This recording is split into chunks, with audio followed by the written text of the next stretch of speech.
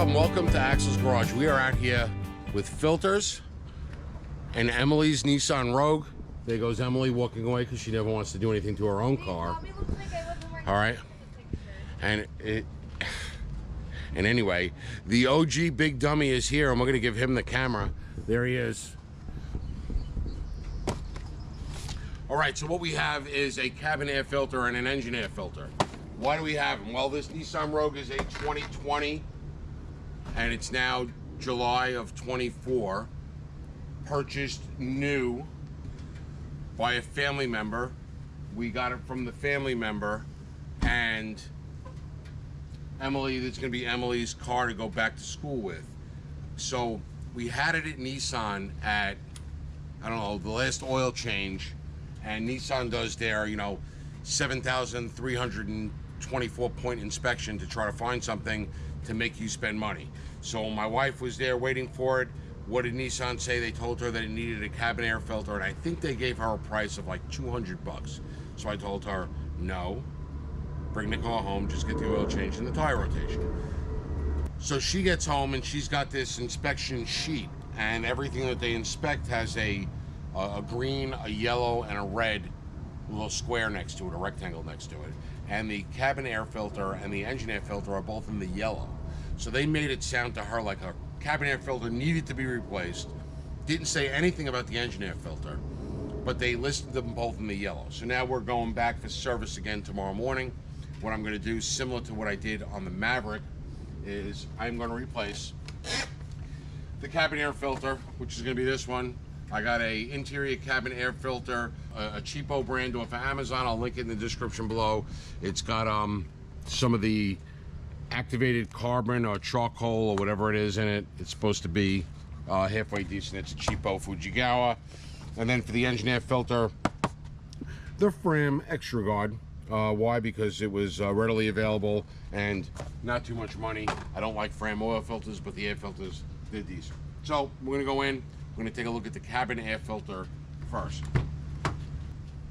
So the cabin air filter lives behind the center console up under the dashboard. So we're gonna go down there and we're gonna see. That's not the center console. That's not the center console? The whole thing is the center console.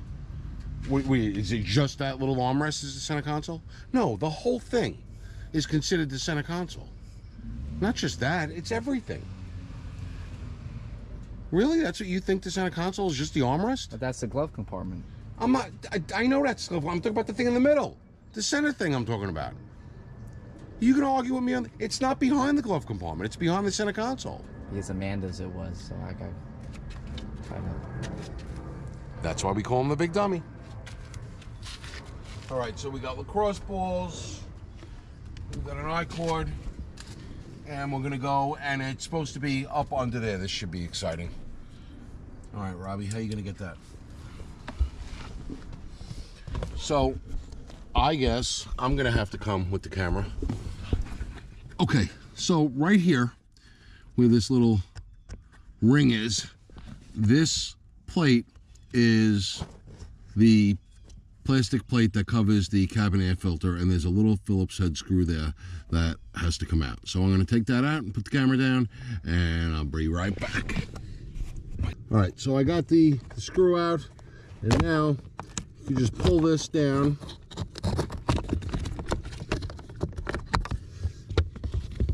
And that reveals the cavity where the cabin air filter is in. Now the cabin air filter, you just got to grab it and best you can. It's kind of smushed in there. It's got to come down and towards the passenger side of the vehicle at the same time. All right, you can see how it pops out.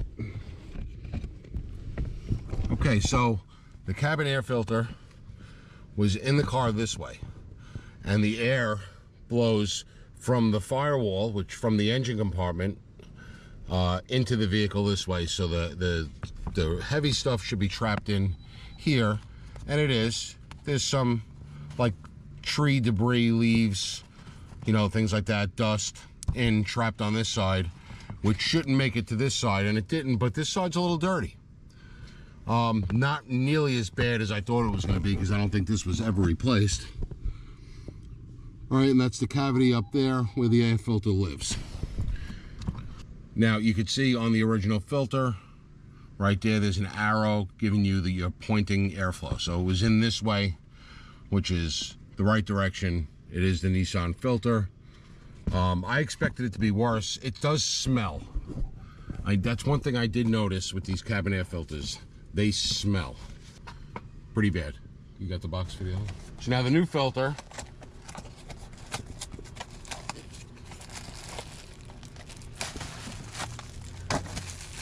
All right, just looks pretty identical to the Nissan filter. Maybe this one doesn't have the activated carbon. I thought it did.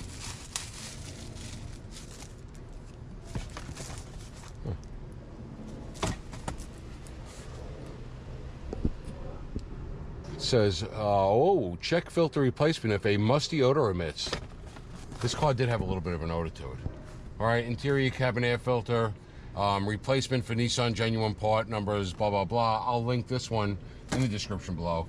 It feels nice and solid. It looks nice and solid. It's marked airflow, so we want to put it in this way because it is marked airflow. Now, when we put it in, you can't just slide it in. You saw as I was taking it out, you can't just slide it in like this. You sort of have to get it in and up. So you gotta sort of do this to the filter as you slide it in. So let me see if I can get the camera in a good spot. Go that way. So we're gonna mush.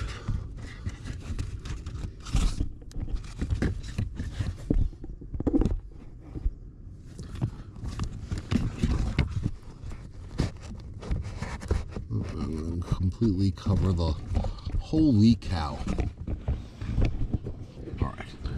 All right, so I'm going to smush the filter so I can get the bottom and the top up and in. This is a more difficult one than it should be.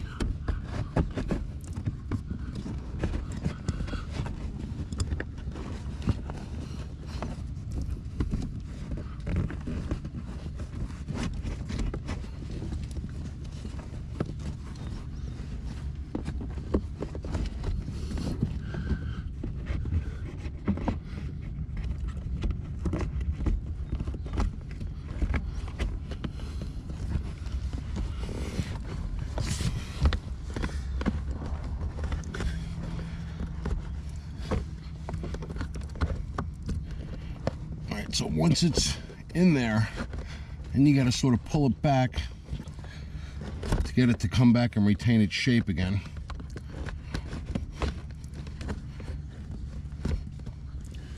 And once you have it like that, it'll be nice and even all the way through. And you'll feel how it's in there nice, like that. Okay, so now I'm going to take this and I'm going to slide it back in. The screw is right here. The bottom's got a little clip on it and the top's got a little clip on it that will clip in to hold it in place. Some people say you don't even need the screw, but the screw will ensure that it doesn't bounce around and come back out.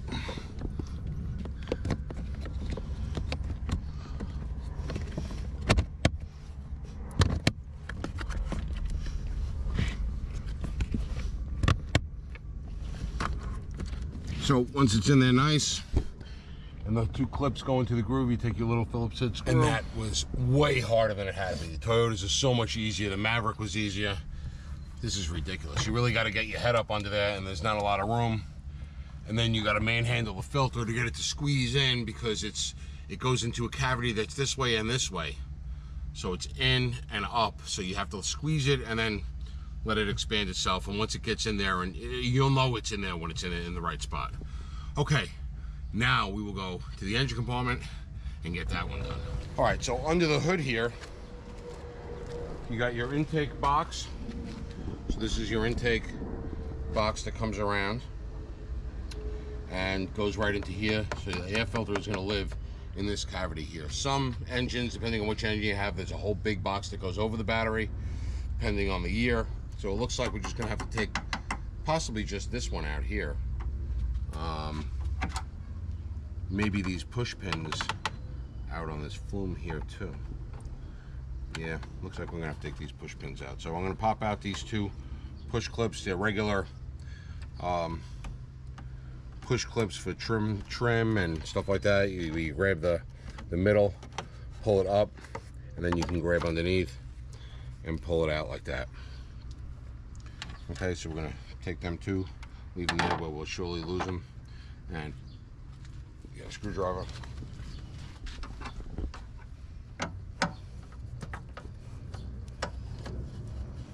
I'm not 100% sure that this has got to come out, but I'm guessing. I'm pretty sure that's got to come out.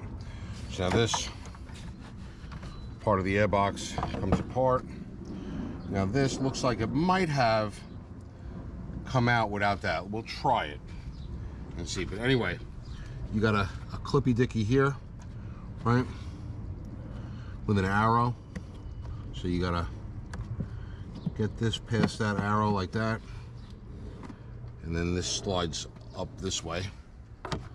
Right, and now you have your air filter and the housing. So there's a clip here, right, plastic clip, and then up top here there's another plastic clip, and this slides forward, and you should be able to slide your filter out. So here's the intake part of the filter, where the air's coming in and the air going back. A lot of times they say you hold it up to the sun and see if you can see through it. This really isn't that dirty. I don't think it was ever replaced. For 20,000 miles in 4 years, it's really not that dirty. We're gonna replace it. The maintenance schedule on these is it's somewhere like 20 to 30,000 miles. I think for the cabin air filter might be a year, or 20,000 miles. I don't know. I don't even know. But cabin air filter, it's good practice to do it once a year. Engine air filter, it's good practice to do it about 25,000 miles. This one does have a unique shape to it. You see how it comes down on an angle? All right, so you want to put it in exactly the way the old one was, and you'll know that by this tab here. This tab right here is going to go at the top to the outside, and that's the way the old one was. So this will slide in, and it's going to go back in this cavity nice and snug, and you're going to put this up, and it holds it in, and then you just push with your thumb on the clip, snap that one, push with your thumb on the clip, snap that one, air filter is in. And you're going to take your first piece of intake tubing, and it just slides right down, right? Slides in the groove here.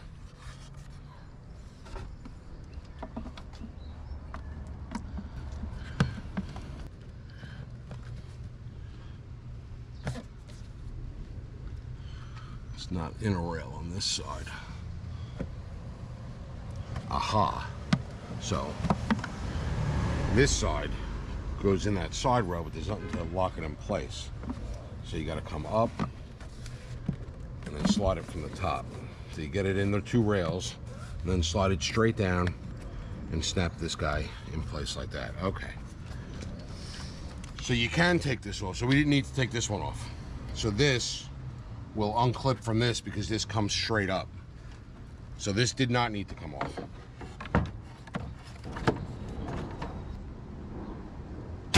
I would expect things to be a little bit easier from a Nissan. Seems like Toyota makes it easy, Nissan makes it hard. I guess that's the difference in the two brands. I don't know. I don't usually do this foreign stuff. As foreign as I get is like a Ford, from having a Chevy, and we recently got a Ford, and that's foreign enough for me. But that's it. Cabin air filter, a little bit of a monkey's ass trying to get it in. Engine air filter, pretty straightforward. Change that cabin air filter. If you watch the video, I'll link it in the description or up here somewhere. On Amanda's, it was like trees growing in it. And the one in the Maverick was 25,000 miles, 16 months, and it smelled like cold pizza. So change the cabin air filter if you do have one, because that's the air that you're breathing in, whether it's dirty, dusty, or just smelly and musty. I made a rhyme. Dirty, dusty, so what do you think of that? Pretty good, huh? Comments down in the box below, and as always, thanks for watching.